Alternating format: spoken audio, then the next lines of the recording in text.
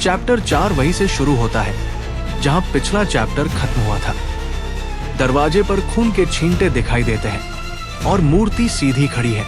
वो चीज हिल रही है, हमें उनसे लड़ना होगा। फिर कैमरा वाइड एंगल में शिफ्ट होता है और सब लोग मुख्य मूर्ति के सामने खड़े दिखाई देते हैं। उनमें से एक कहता है, जो अभी मरा उसकी रैंक क्या थी? D rank. अगर वो बुरा भी था तो भी मुझ जैसे ई रैंक से तो ज्यादा ताकतवर था। पर एक ही वार में। रुको एक सेकंड, ये डंग अधिकतम डी रैंक का है। मैंने कभी डी रैंक डंग में ऐसे ताकतवर मॉन्स्टर नहीं देखे। संघ के पास से लीडर कहता है, अगर यहाँ की सारी मूर्तियां हिल सकती है तो कहीं ऐसा तो नहीं। वो भी। फिर स्क्रीन पर मूर्ति दिखाई जाती है और संघ अपनी गर्दन घुमाकर देखता है कि मूर्ति उन सभी को देख रही है और उसकी आंखें हैरानी से फैल जाती है। सोलो लेवलिंग मंगा का चैप्टर 4। ये पहली बार नहीं है जब मैं मौत के करीब पहुंचा था। पहले रेड के दौरान मैं अपनी टीम से अलग होकर रास्ता भटक गया था। एक ई रैंक मॉन्स्टर ने मेरी पीठ पर हमला किया था और मैं हफ्तों अस्पताल में रहा। वो याद करता है कैसे राक्षसों ने उस पर हमला किया था और कैसे वो एक डंग में फंसकर भूखा मरने के करीब पहुंच गया था। हालांकि वो सभी लो रैंक डंग थे, फिर भी मुझे अपनी जान दांव पर लगानी पड़ी। बाकी लोग अपने मैजिकल कोर बेचकर अच्छे हथियार खरीदते हैं ताकि ज्यादा ताकतवर मॉन्स्टर से लड़ सके और ज्यादा खजाना पा सके। मैं ऐसा नहीं कर सकता, हमेशा बिना हथियार। एक सस्ता तलवार खरीदना मतलब वो जल्दी टूट जाएगी और अगर हीलर होता तो मेरी चोटें ठीक हो सकती थी, अगर बहुत गंभीर न हो। वो लड़का फिर से घायल होकर आया, सिर्फ एक ही रैंक डंग में।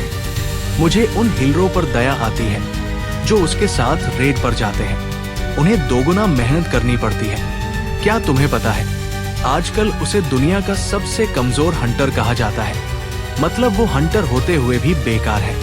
मेरे जूते भी फट चुके हैं। तो पहला दिन, दूसरा दिन, हर वो दिन जब मैं घायल होकर लौटा, मैंने लोगों की हंसी और तानों को नजरअंदाज किया और ऐसी नौकरी करता रहा जो मेरी जान ले सकती थी। शायद इसी वजह से मैं अच्छी तरह जानता था, जब मूर्ति अपनी आंखें संघ की तरफ घुमाती है, संघ अपने दांत भींचता है और मूर्ति को देखता है। हीलर चिल्ला उठती है और सिर ढक लेती है और फिर एक जोरदार आवाज कहीं से आती है। संघ चिल्लाता है और कहता है, सब नीचे झुको। सभी के कान खड़े हो जाते हैं। मूर्ति की आंखों से एक डरावनी रोशनी निकलती है और वो चारों ओर एक शक्तिशाली बीम छोड़ती है। सभी लोग डर में इधर उधर भागते हैं और खुद को उस तेज रोशनी से बचाने की कोशिश करते हैं। बीम दीवार से टकराती है पूरी ताकत से और पत्थर चकनाचूर हो जाते हैं। टुकड़े उड़ते हैं जैसे पत्थरों की आंधी हो। फिर मूर्ति की आंखें धीमी हो जाती है और बीम रुक जाती है। कुछ पल के लिए सन्नाटा छा जाता है, पर चारों ओर तबाही के निशान बाकी है। दीवारें जल चुकी है, मलबा फैला हुआ है, जमीन भी कांप रही है उस हमले के बाद। और लीडर के पास खड़ा एक आदमी पूछता है, क्या तुम ठीक हो? लीडर कहता है, हाँ, और तुम? फिर फ्रेम बदलता है। एक लड़की की चीख गूंजती है। उसके सामने एक कटा हुआ हाथ पड़ा है जो आग से झुलस चुका है। फिर वही आदमी कहता है, सिर्फ कुछ लोग नहीं मरे, मैं तो बस जैसे तैसे बच पाया। अगर संघ ने चिल्लाकर नहीं बताया होता तो हम सब मारे जाते। संघ कहता है, आ, और हीलर जमीन पर है। संघ कहता है, जूही, जूही, उसे जगाने के लिए। लीडर जोर से चिल्लाता है, मत उठो, बस अपनी जगह पर रहो। अगर हम उठे तो वो फिर हमला करेगा। मिस्टर सोंग, ठीक है, मिस्टर सोंग चियुल। मिस जूही डर को अच्छी तरह झेल नहीं पाती, इसीलिए वो सिर्फ बेसिक रेड करती है, जबकि वो बी रैंक हीलर है। लेकिन यहाँ ये बेसिक नहीं लग रहा।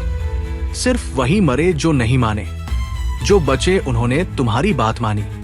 अरे क्या सच में? रुको, तुमने इसलिए चिल्लाया क्योंकि तुम्हें पता था क्या होने वाला है? नहीं, बस मुझे खतरा महसूस हुआ। हूँ सर, आपका हाथ। मैं ठीक हूं, बस खून रोकने में मदद करो। संग, ये किस रैंक का लग रहा है तुम्हें? पता नहीं, मैं कभी डी रैंक से ऊपर के रेड में नहीं गया।